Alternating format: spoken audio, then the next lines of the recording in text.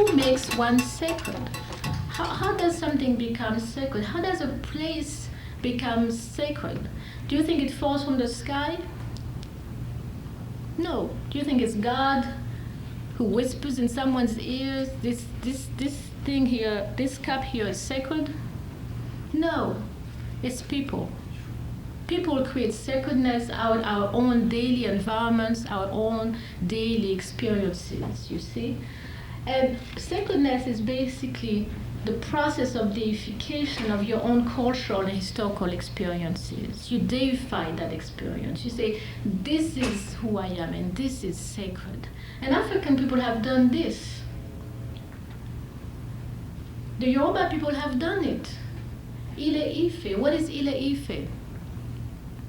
For the Yoruba people who are still grounded in their own cultural center, I'm not talking about those who are dislocated, those who are Muslims or anything, or think that Mecca is the most sacred place on earth. I'm not talking about those.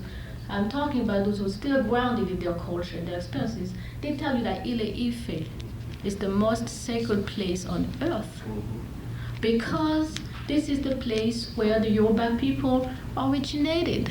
And they said that this is where Olodumare started creating the world. They make it sacred. They deify their own experience as Yoruba people. The Akan people do the same thing with the Tano River. They tell you this river is sacred. This is it. I found a picture of it. They say it's sacred because this is where they came from. That this river has really had a great role in many important historical events related to them. So therefore, it is sacred. That makes sense. There are other ways we can make things sacred as human beings, through sacrifices. When we make sacrifices, that's it also what we make. Sacrifice, sacred, is the same root. When we make sacrifices, when we offer foods, animals, whatever it is, to the divine, right? We make those items sacred. In the process of offering to the divinities or ancestral spirits those items, we make them sacred. Now, what items do we give the divinities and the spirits? We give them what we eat. We give them what we grow. Do we fly to another country looking for something that would be good enough for them? No.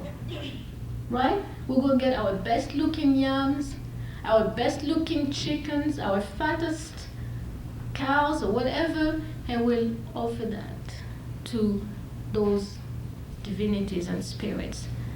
This is how we make things sacred. It's very easy. It is very easy. And human beings have been doing this for thousands of years. The problem for us African people is that colonialism has really disrupted our confidence in our ability to create sacredness out of our own experiences, you see. I'll give you an example. I just ran into it not too long ago. Simon Kimbangi, I don't know if you heard about him. Anybody knows who he was? He was a famous Baptist preacher from the Congo, and he was very popular. There's now a church called Kibangism, and he told his followers that the wine that they had made for thousands of years with palm nuts was bad. He told them palm wine is sinful.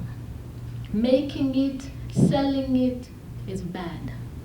The only wine, he said, that we can use when we worship our new God is wine made with grapes.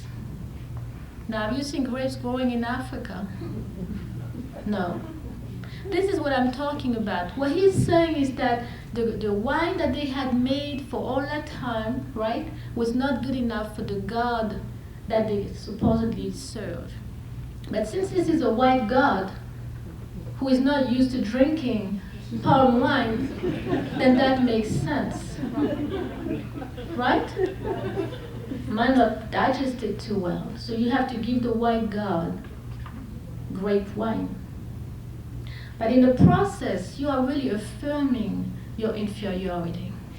You are saying that what you have, even the best of it, is not good enough for that God. So what you're actually saying is that who you are is so bad that it's not presentable to the God that you serve. That's what I'm talking about when I talk about the question of sacredness being an issue for us.